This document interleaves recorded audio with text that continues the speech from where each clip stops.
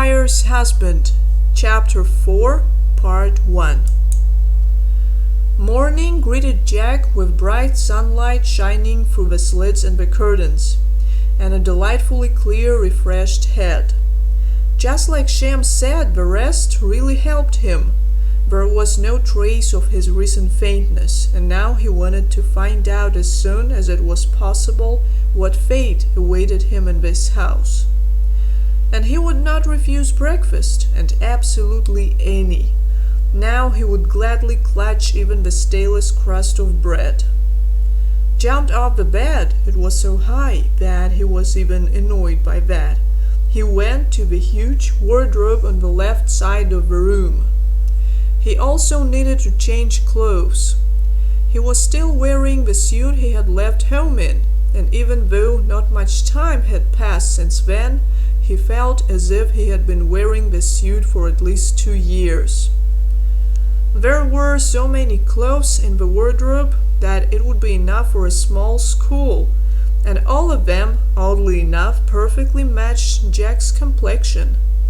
However, there was nothing to be happy about, since the costumes here were mostly just the kind Jack could not stand.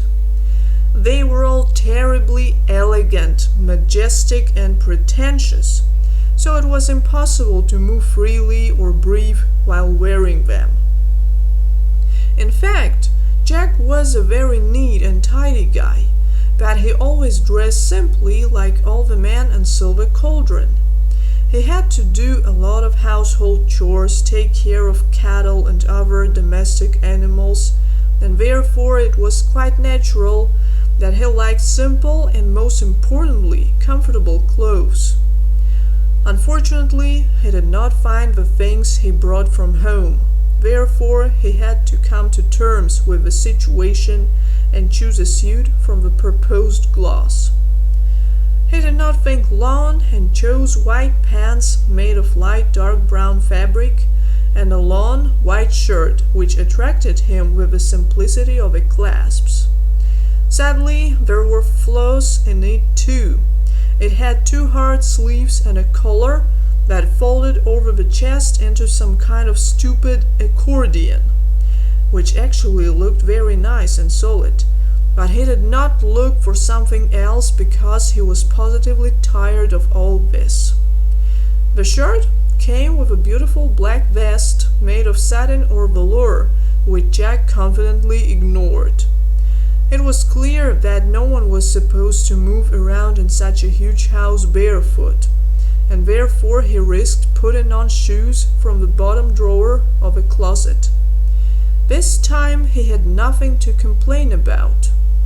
Although the shoes also looked very elegant, almost glossy, they were nonetheless the most comfortable shoes he had ever had in his life. Fully dressed, he ran a shiny wooden comb through his hair a few times and headed out of the room. He did not touch the strange purple candle burning with a steady flame on a small table by the window. Firstly, he wanted to make a reconnaissance on his own, and not to call anyone to his room. And secondly, this way of attracting attention was wild for him and seemed even a little frightening. Outside the door, it was gloomy, deserted, and deadly quiet. The bulky corridor branched off to the right and to the left with 2 promising crimson tunnels that seemed as trustworthy as the entrance to some ancient tomb. Nevertheless, Jack overcame this oppressive feeling easily and moved forward along the right corridor. The first turn caused him quite a serious fright. At the very corner, so that it was impossible to see him in advance, there was a knock. Jack finally remembered their name. One of Count Manfred Ellermond's ancestral servants. This was probably the youngest representative of a clan that lived in the castle. He barely reached Jack's shoulder and outwardly seemed almost a 12-year-old boy. But the look spoiled the impression. It was a look that could not be called childish. Its expression was too serious and icy calm. "Good morning, young master." Nog bowed low and fixed his impenetrable dark scarlet eyes on Jack again. "Neandersham is waiting for you in the blue living room. You can see him before breakfast if you like." "Excellent," Jack replied immediately. "Where is it?" "I will be happy to take you there." The Nog turned around and moved to the nearest door. Jack followed him without hesitation, filled with curiosity and some anxiety.